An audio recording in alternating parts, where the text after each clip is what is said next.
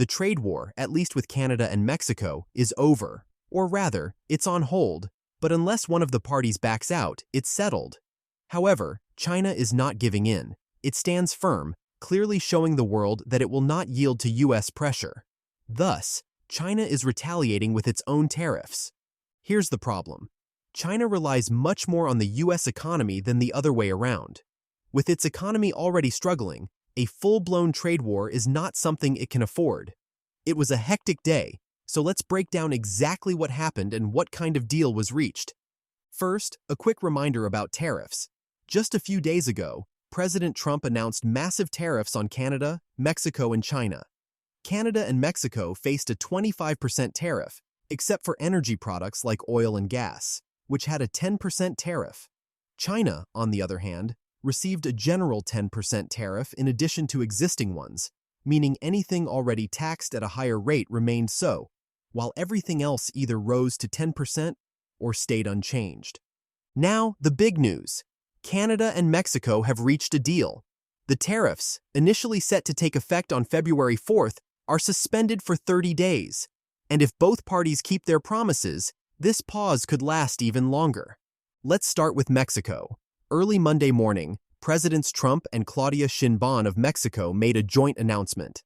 The key points? Mexico will immediately deploy 10,000 National Guard troops to its northern border to combat drug trafficking, especially fentanyl. In return, the U.S. will work to prevent powerful weapons from flowing into Mexico. Security and trade negotiations are to begin immediately. And, of course, the tariffs are suspended for now. Trump had previously insisted that there was nothing Mexico, Canada, or China could do to stop the tariffs. Clearly, it was just a tough tactic. Because here we are, with a deal on the table. And from what we can see, the tariffs were not just about trade. They were also a tool to push Mexico on illegal immigration and fentanyl. So, as long as Mexico meets its commitments, it's likely the tariffs will remain suspended even beyond 30 days. Later on Monday, Trump held a press conference to address the deal. His official statement confirmed the details: 10,000 Mexican troops at the border, a one-month pause on tariffs, and upcoming negotiations led by Secretary of State Marco Rubio, Treasury Secretary Scott Bessent, and Commerce Secretary Howard Lutnick. Trump himself plans to participate in the discussions, aiming for a long-term agreement. For now, the situation remains fluid, but one thing is clear: Canada and Mexico are out of danger for now. China, however, is still in the fight. Now, we wait to see how the negotiations unfold and what happens at the border after the 30-day period. The reaction to this deal is divided, especially in the U.S. Some say Trump won. Others insist he lost. The division is clear. If you're on the left, you call it a loss. If you're on the right, you call it a victory. But despite the same set of facts, both sides use them to fuel their arguments. But here's the key point. China is the only one that hasn't started negotiating yet. The new tariffs are in place, but no discussions have begun. We'll get back to that in a moment. The U.S. was deeply engaged in trade and security negotiations with Mexico and Canada, and Trump made it clear that no country was getting an easy pass. First came Mexico, where a deal was reached after intense discussions. Mexico agreed to deploy 10,000 troops to the border to combat fentanyl trafficking and illegal immigration, a problem Trump claimed cost the U.S. nearly 300,000 lives a year. But when asked if Canada or China could also be exempted from tariffs, Trump offered no guarantees, saying, "No one is exempt." Then came Canada. Trump had a call with Prime Minister Trudeau, describing Canada as tough and highlighting frustrations over trade restrictions, particularly how U.S. banks were not allowed to do business there. However, the two leaders managed to reach a deal during a follow-up call. Indeed, Trudeau later announced a $1.3 billion border security plan, reinforcing Canada's commitment to fighting fentanyl and organized crime. The plan included nearly 10,000 new personnel, enhanced surveillance with helicopters and technology, and the appointment of a fentanyl czar.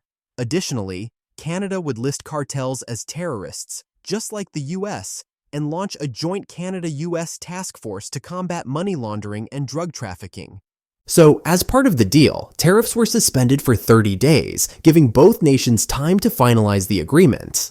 Meanwhile, China was not backing down, retaliating with counter tariffs, setting the stage for another battle in Trump's ongoing trade war. So, does this mean Canada's tariffs are also on hold? That's the big question.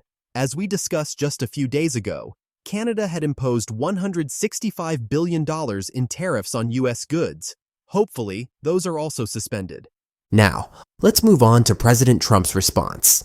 His tweet echoed similar points, but here's what stands out. Canada has committed to securing our northern border and finally addressing the deadly fentanyl crisis that has killed thousands of Americans.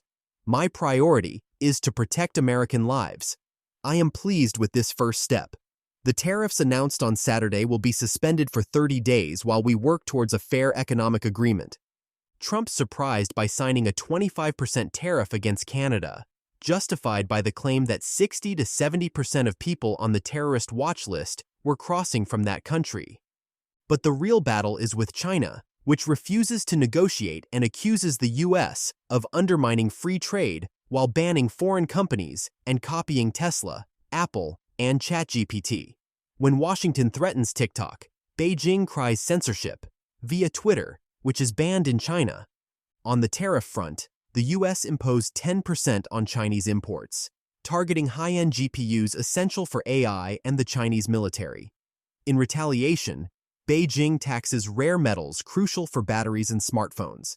If it pushes too far, other countries will exploit their own resources.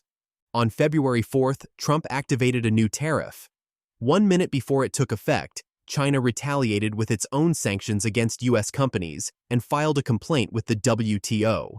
But for Trump, it's not just a trade war. He links it to the fight against fentanyl, responsible for 100,000 deaths in the U.S. in 1 year. Before 2019, China was directly sending this drug across the Atlantic. Under pressure, it classified it as a controlled substance, but its companies pivoted by exporting chemical precursors to Mexico, where cartels produce and distribute. Beijing downplays its responsibility. If it's not produced in China, it will be elsewhere. An admission that further fuels tension between the two powers. But instead of negotiating with the U.S. to address the drug crisis, China retaliated with its own tariffs. Here's what they did. China imposed new taxes on U.S. exports, targeting key industries. They imposed a 15% tariff on coal and LNG products, plus a 10% tariff on crude oil, agricultural machinery, and large engine cars. They also restricted exports of tungsten-related materials and blacklisted PVH Group, the parent company of Calvin Klein and Tommy Hilfiger, adding them to their unreliable entities list. Why? Who knows? But it's a win for the U.S. Now, it's clearly a trade war. The U.S. imposed a 10% tariff, and China retaliated with 10 to 15% tariffs on key U.S. products. But here's what most people miss. Trump also eliminated the de minimis provision. This loophole allowed companies like Temu and Shein to avoid billions in tariffs. Anything below $800 could be imported without scrutiny. Just last year, over 1 billion packages entered the U.S. under this exemption. But here's how they bypassed the system. Temu and Shein shipped huge containers to Canada or Mexico, broke them down into smaller packages under $800, then sent them to U.S. customers, completely avoiding tariffs. But now, that's over. Trump closed that. No exemptions, no backdoors, no sneaking past tariffs. Chinese companies like Temu and Shein will feel the pressure.